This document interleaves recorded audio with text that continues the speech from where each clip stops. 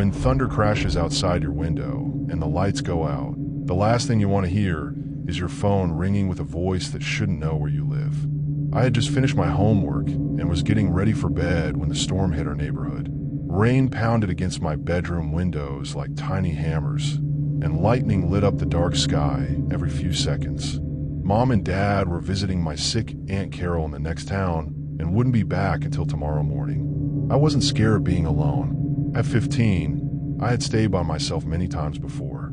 Our little white house on Elm Road felt safe and cozy, especially during storms. I liked listening to the rain on the roof while I read books or watched movies. I made myself a peanut butter sandwich and a glass of milk, then settled into the big brown couch in the living room.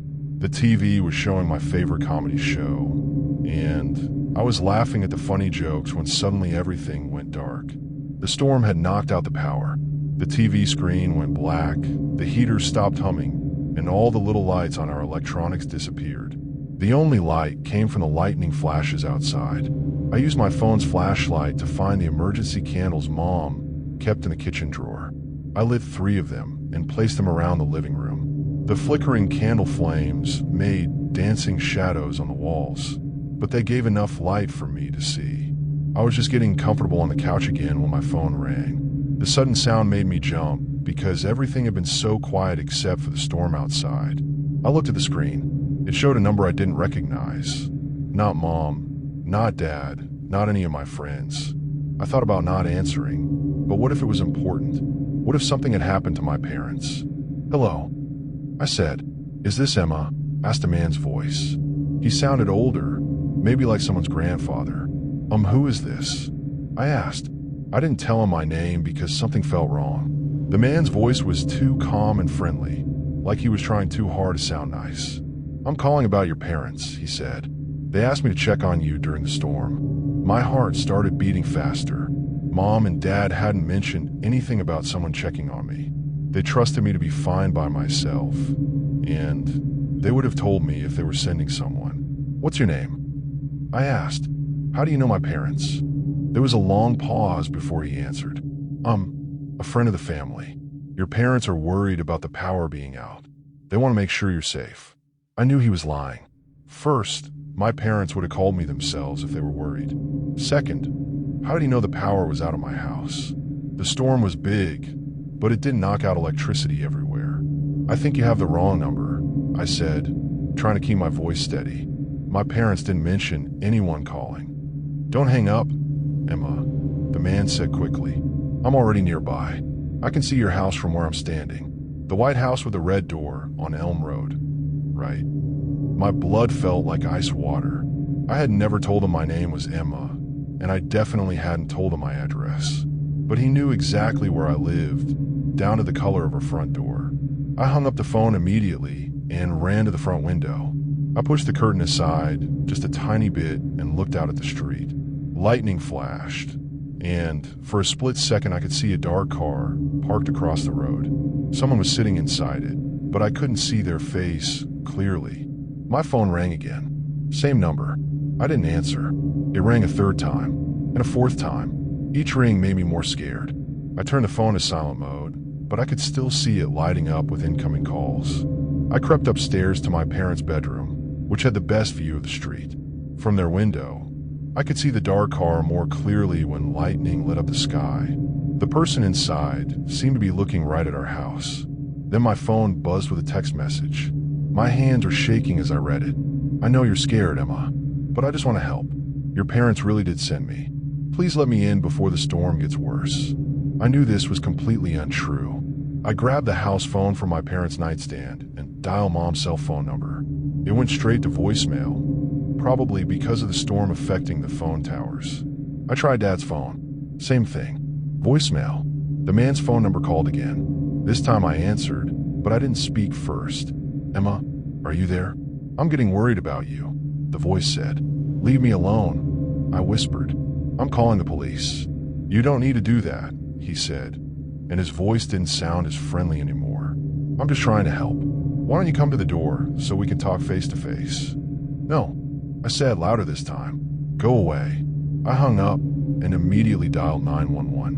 When the operator answered, I spoke as quietly as I could. "There's a stranger outside my house," I whispered. "He keeps calling me and he knows my name and address. I'm here alone and I'm scared." The operator was very kind. She told me to stay on the line and keep away from windows. She said police officers were on their way, but it might take a few extra minutes because of the storm. While I waited, I watched from the upstairs window. The dark car was still there.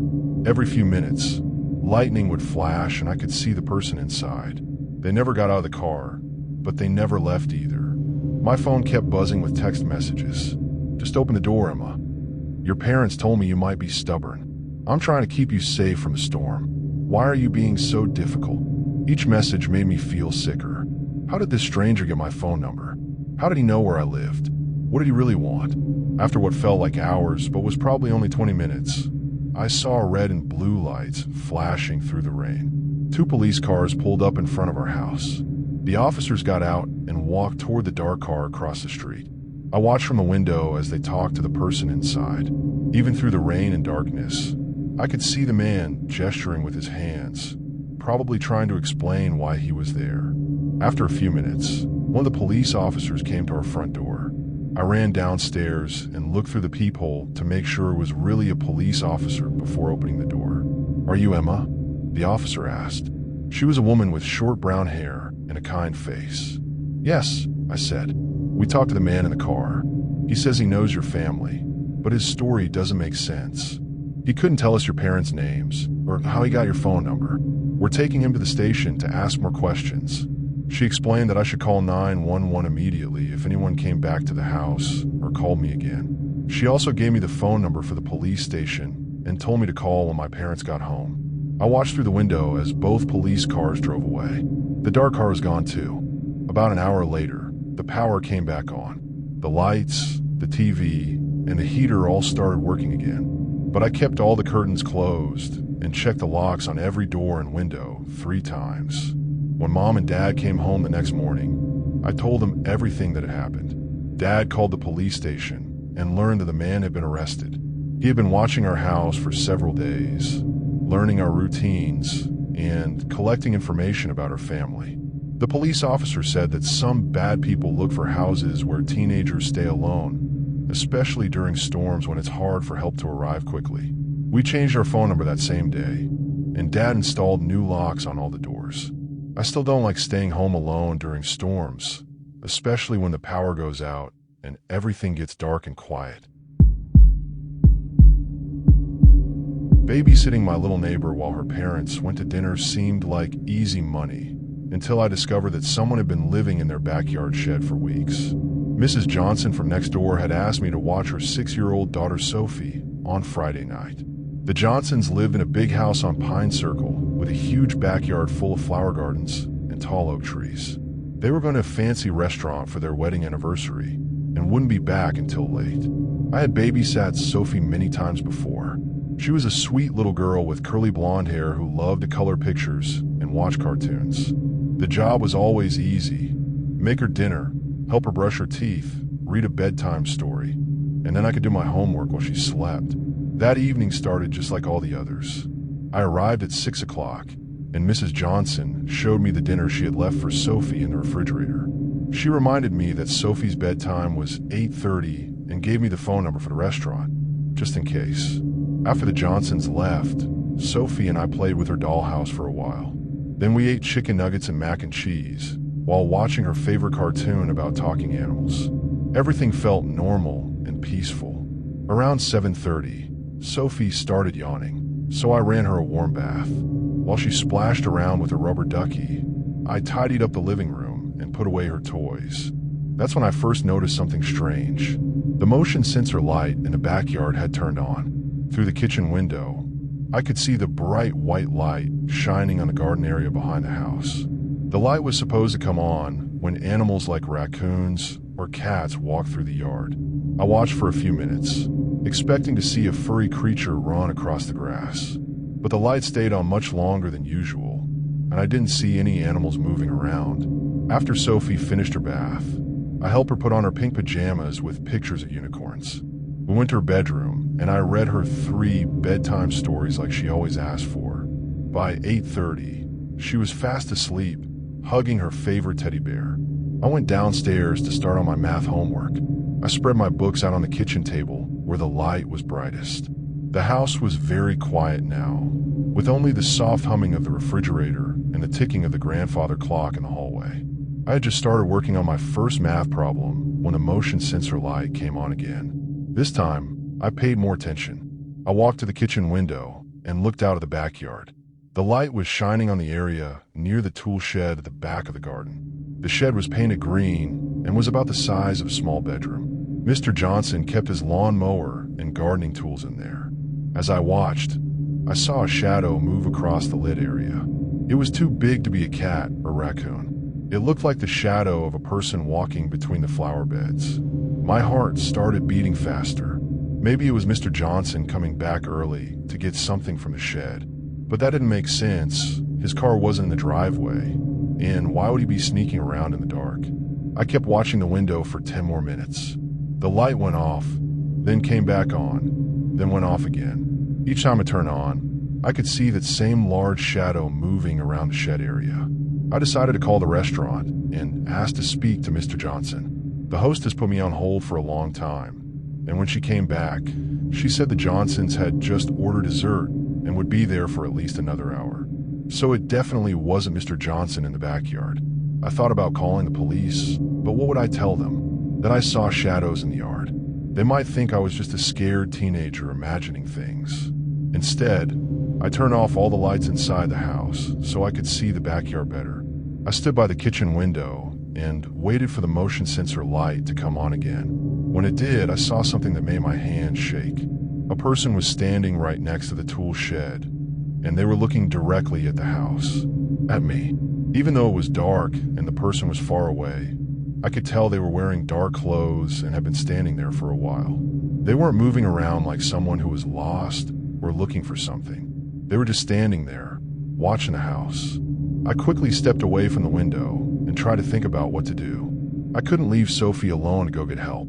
I couldn't call her parents and ruin their anniversary dinner. But I also couldn't just ignore the fact that someone was lurking in the backyard. I decided to check all the doors and windows to make sure they were locked.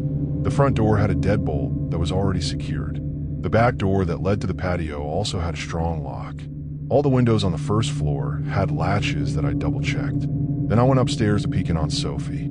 She was still sleeping peacefully, completely unaware that anything was wrong. I closed her bedroom door softly and went back downstairs. The motion sensor light was on again. This time, when I looked out the window, I saw something that made my stomach feel sick. The door to the tool shed was open. A warm yellow light was glowing from inside the shed, like someone had turned on a flashlight or lantern. I could see the outline of a person moving around inside, like they were looking through Mr. Johnson's tools and equipment. Someone had been living in that shed. That's why the motion sensor light kept coming on. That's why I had seen shadows moving around the backyard. Someone had been using the Johnsons' shed as their secret hiding place. I grabbed my cell phone and dialed 911. When the operator answered, I whispered as quietly as I could, "I'm babysitting at a house on Pine Circle, and someone is hiding in the backyard shed. They've been watching the house, and I think they might try to get inside." The operator asked for the address and told me to stay on the line. She said police officers were on their way and should arrive in about 5 minutes. While I waited, I kept watching the shed. The person inside was still moving around, probably gathering their things. Maybe they had heard me talking on the phone. Maybe they knew the police were coming. Just as I heard sirens in the distance, the light in the shed went out.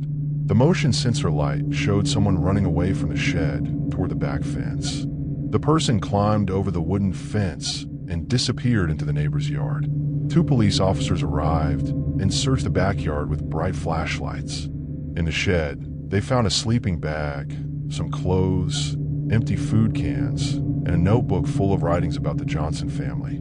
The person had been watching the house for weeks, writing down when the family left and came home, what time Sophie went to bed, and when I came over to babysit. One of the officers said that homeless people sometimes use garden sheds as temporary shelter, but this person had been doing much more than just sleeping there. They had been studying the family's habits, which was much more dangerous. The Johnsons came home early when the police called them. Mrs. Johnson hugged me and thanked me for being so brave and smart. She said if I hadn't noticed the motion sensor light and called for help, the person might have tried to break into the house while we were sleeping. They installed a security system the very next day, and Mr. Johnson put a new lock on the shed. I still babysit for Sophie sometimes, but now I always make sure to check that the backyard is empty before it gets dark. Living by myself in Grandma Betty's old house was supposed to be peaceful, but the sounds coming from the ceiling made every night feel like a nightmare. I moved into the house 3 months ago after Grandma Betty went to live in a care home. She was getting too old to take care of the big 2-story house all by herself. The house sat at the end of Maple Street, with no other homes nearby, just woods and fields all around. Mom said I could live there for free while I went to college, as long as I kept the house clean and fixed small problems. It seemed like a great deal. I would have my own place, no loud roommates, and plenty of quiet space to study. The house was very old but cozy.